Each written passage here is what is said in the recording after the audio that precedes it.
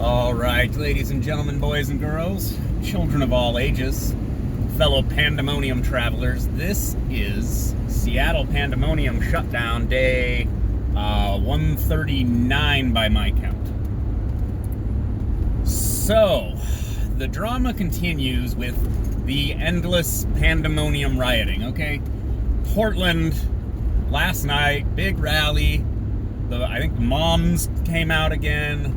And I know how cynical it sounds. I'm sure there are some moms, and I'm sure they care about, about the police violence and everything else. But some of this is just a smokescreen to cover for the violent rioters who, after the peaceful protest that's completely fine happens, these people remain and stay there all night long trying to burn the building down, basically. They made a barricade around the police barricade and then lit it on fire outside of the federal building. Now, Portland's law enforcement are doing nothing. They are standing down at nighttime, I believe. And this is just highly irresponsible. Like, people are going to get hurt, and it's going to become like the Chaz or the Chop. Like, someone's going to get killed, and it's whose fault is it? The mayor's fault, because Mayor Wheeler is apparently the chief of police, or the, what did they say? What's his title? Not chief of police. Police. God, what was it? What did they call it? He's not the chief of police. Well, it shows what I know. Anyways, it's going to be his fault because he didn't command the police to break this thing down, break this up, and get this thing over with, okay? Bring people in, start negotiating to get people something so that they'll stop rioting. Because more people are going to get hurt, including the officers that are defending the building. And again, defending the federal building is because the police won't stop them from burning it down, okay? And then what's going to have to happen is for there to be federal law in Oregon, or at least in the region, they'll have to rebuild the federal courthouse when some administration is in that the people of Portland don't hate and allow it to come back in and not burn it down. I don't know what to tell you. Like, this is not just, we're mad at the police. You're trying to burn this building down. Okay, they're not going to let you burn it down. Now you're mad that they're trying to stop you from burning the building down. Okay. Doesn't make a whole lot of sense, and it doesn't really, in my mind, it doesn't really track with Black Lives Mattering and George Floyd, but whatever. Okay. Here's the thing. The responsibility is supposed to be on the mayors. We have the same problem here with Mayor Durkin. It's your job. This is your job, is to keep people safe. You failed, and now black children are dead. And I don't really know what to say about that. Like, that is basically what happened. Now, like what happened last night in Seattle is people protested again. They marched. I guess they went downtown and ransacked a marijuana dispensary. And this is something people need to, I want to disabuse people of this notion as directly as I can. Property crimes, people say you can't commit a crime against property. Oh no, property crimes. Yes, there are property rights. Do you know why? Because the person who created that dispensary put in their own work, literally their time and their life, to make the store profitable. You stole their time from them by destroying and stealing their property. That is that, okay? So don't be a jerk and take other people's things. It's not okay, and it's not funny, and it is a crime, and you're a bad person for doing it, no matter how many excuses you tell yourself, okay? Don't take other people's things. This isn't that complicated, right? Don't destroy things either. You know why? Because you're lazy. It's lazy to destroy things. It seems all energetic. It's very energetic and violent, but it's lazy. You know what's hard? Creating things. Creating things is hard. right? Which is why you're trying to destroy it, so that it costs the city something, right? So then do that to the city, you're still doing it to the other people. You're doing it to taxpayers, okay? Stop destroying things. Get to work building things as much as you can, during, coronavirus, of course. Because we're still in a pandemic, apparently. I'm told we're in a pandemic, and everybody needs to wear masks and stay home, and we can't open, restaurants. But people are gathered like a mosh pit in the streets in all these major cities, sometimes wearing masks, sometimes not. It's just asinine at this point, okay? I'm going to become a coronavirus truther here in a second. But seriously, it's not okay to take people's stuff, no matter how many excuses you make for yourselves. So that pandemonium continues in Portland. We had the pandemonium up here.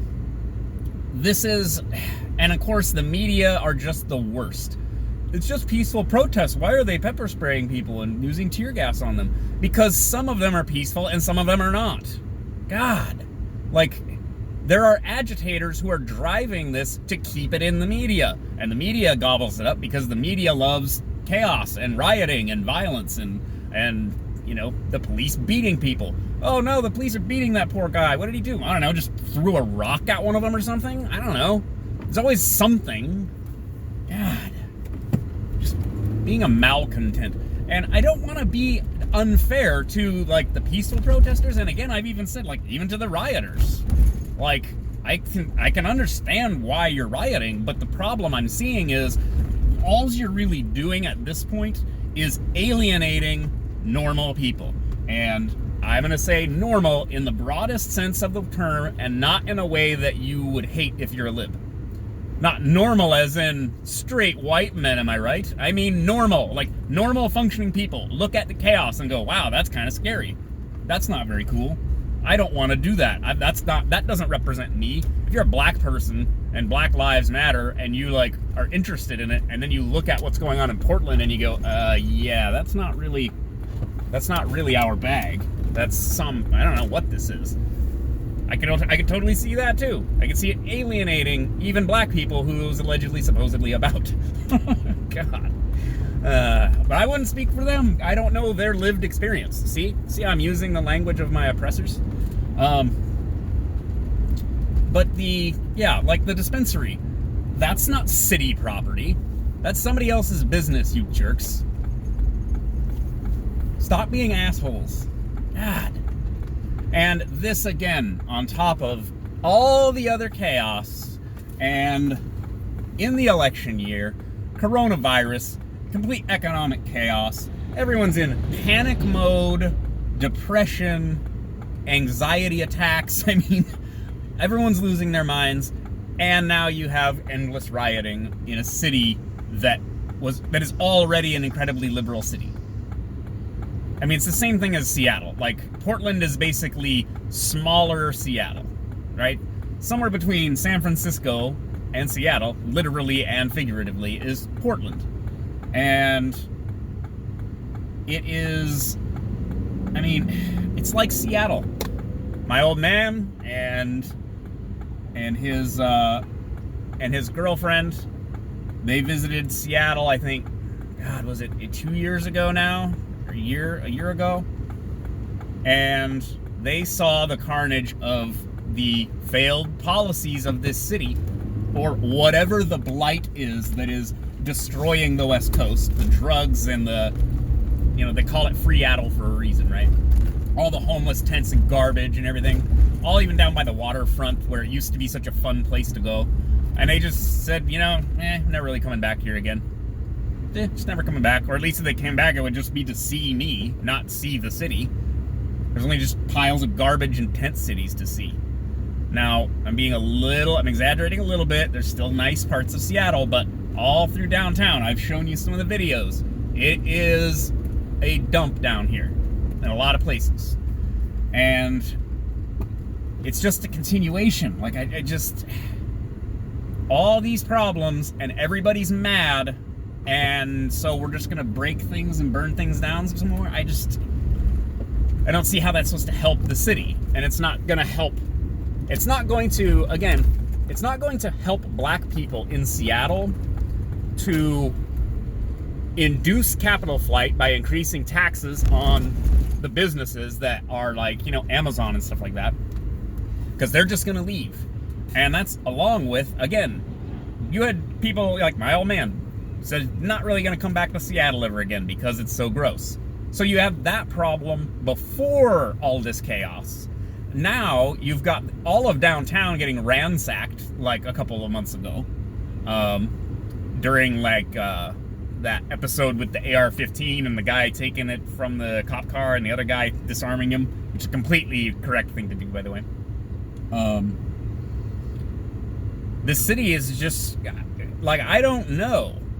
Something like 500,000 people have left New York City already. I have to assume there's been a lot leaving from Seattle because, I'm thinking about looking for the exit. I don't know what this place is going to look like when you take half the police budget and close a jail and reform even like locking up juveniles and everything else.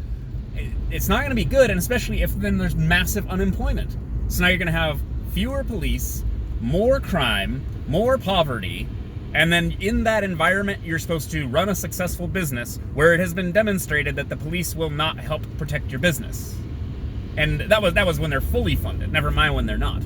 So again, capital flight. Like, anyone with any vested interest in operating a business is not going to open it here, and they're not going to open it in the poor neighborhoods, and then that's going to mean more poor, unemployed black people, and more poverty, and then more drugs, and more crime.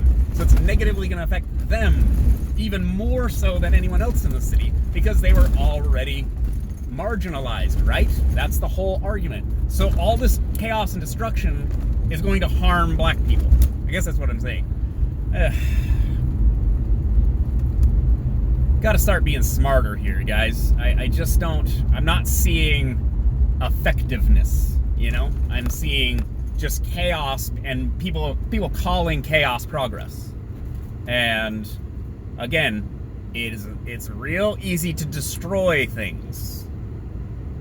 It's hard to create things. You can push a statue over and it will break into pieces, but it took hundreds of hours potentially to make, right? It took many hours to make, carving out of stone, or pouring it in bronze or whatever. You can tear it down and throw it in the river in seconds. And there's a lesson in there, because our civilization is like teetering. I don't say that lightly. Like, you can have complete civilizational collapse, guys, and it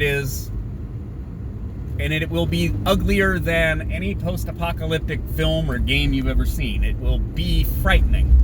It will be continuously frightening, and horrific things will happen if we lose the rule of law. Like, we don't want to play this game because it's not a game. And everything about your life will become worse, not better.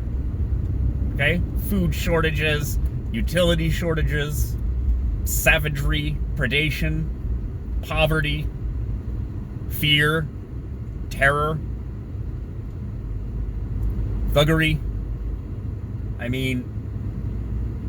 We gotta return to some sense of order here in order to keep providing the things that we're all dependent upon. I'm telling you. All right, maybe that's enough for me for one day. Enough fear-mongering from me.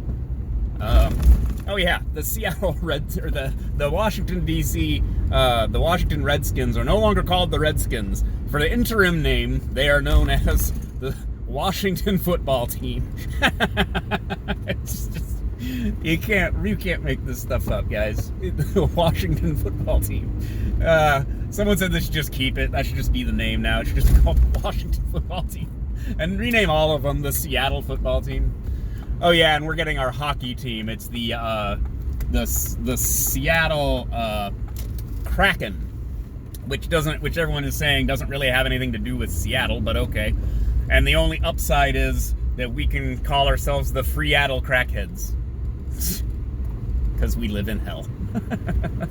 But I guess there's going to be NHL games. I admire the optimism of the NHL and Inslee tweeting out the video of the team and everything, like the team announcement. Like, okay, we're going to have NHL games? All right, if you say so. I mean, I'm not so confident, but okay. All right, that's enough for me for one day. Bye.